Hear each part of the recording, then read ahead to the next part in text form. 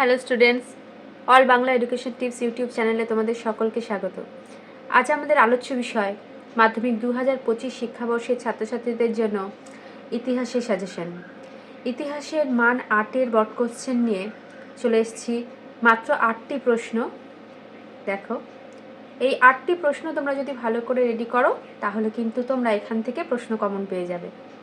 ঠিক আছে, চলো দেখে নিই তাহলে কোন 8টি প্রশ্ন তোমাদের 2025 মাধ্যমিক শিক্ষাবর্ষের জন্য গুরুত্বপূর্ণ। প্রথম প্রশ্ন দেখো, শিক্ষা বিস্তারে প্রাচ্যবাদী ও পাশ্চাত্যবাদী বিতর্ক কী? উচ্চশিক্ষার বিকাশে কলকাতা বিশ্ববিদ্যালয়ের ভূমিকা লেখো। এই প্রশ্নটি তোমাদের ইতিহাসের দ্বিতীয় অধ্যায় সংস্কার বৈশিষ্ট্য এবং মূল্যায়ন চ্যাপ্টারটি থেকে দেওয়া হয়েছে। তোমরা পড়ে নেবে কোশ্চেনটি। দ্বিতীয় প্রশ্ন হচ্ছে, সমাজ সংস্কারক রাজা রামমোহন রায়ের ভূমিকা লেখো। এই প্রশ্নটিও তোমরা সংস্কার বৈশিষ্ট্য ও মূল্যায়ন দ্বিতীয় অধ্যায়ে ইতিহাসের পেয়ে যাবে। তৃতীয় প্রশ্ন দেখে নাও, ঊনবিংশ শতাব্দীতে লেখায় ও রেখায় কিভাবে জাতীয়তাবাদের বিকাশ ঘটেছিল? এই প্রশ্নটি এবার 2025 শিক্ষাবর্ষের মাধ্যমিকের ইতিহাসের ছাত্রছাত্রীদের জন্য কিন্তু খুব গুরুত্বপূর্ণ প্রশ্ন। তোমরা এই প্রশ্নটিকে একদম ইগনোর করো না, প্রশ্নটি ভালো করে পড়ে যাও, দেখবে পরীক্ষার কোশ্চেন পেপারে তোমরা কিন্তু এই প্রশ্নটিকে দেখতে পাবে। 3 নম্বর প্রশ্নটি রয়েছে তোমাদের লেখায় রেখায় যে প্রশ্নটি, এটি তোমাদের চতুর্থ অধ্যায় অর্থাৎ সংঘবদ্ধতার গোড়ার কথা বিশ্লেষণ ও বৈশিষ্ট্য এই অধ্যায়টি থেকে কিন্তু তুলে ধরা হয়েছে। চতুর্থ অধ্যায়ে তোমরা এই প্রশ্নের উত্তরটি পাবে। চলে আসি পরের প্রশ্নে। 4 নম্বর প্রশ্ন দেখো, বাংলার নবজাগরণের প্রকৃতি ও সীমাবদ্ধতা আলোচনা করো। বাংলার নবজাগরণের প্রকৃতি ও সীমাবদ্ধতা আলোচনা করো। এই প্রশ্নটিও তোমরা চতুর্থ অধ্যায় থেকেই পাবে। সংঘবদ্ধতার গোড়ার কথা এই অধ্যায়টি থেকে তোমরা এই প্রশ্নটি কিন্তু পেয়ে যাবে। পরের প্রশ্নে চলে যাচ্ছি। দেখো, পঞ্চম প্রশ্ন, মানুষ প্রকৃতি ও শিক্ষার সমন্বয় বিষয়ে রবীন্দ্রনাথের চিন্তার সংক্ষিপ্ত বিবরণ দাও। এই প্রশ্নটিও এবার পরীক্ষাতে বলতে পারো চলেই এসেছে। এই প্রশ্নটিকেও তোমরা সুন্দর করে রেডি করো।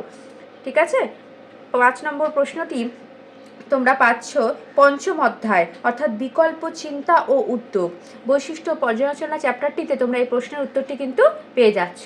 6 নম্বর প্রশ্ন চলো দেখে নিই। বলছে, পুনা চুক্তির প্রেক্ষাপট আলোচনা করো।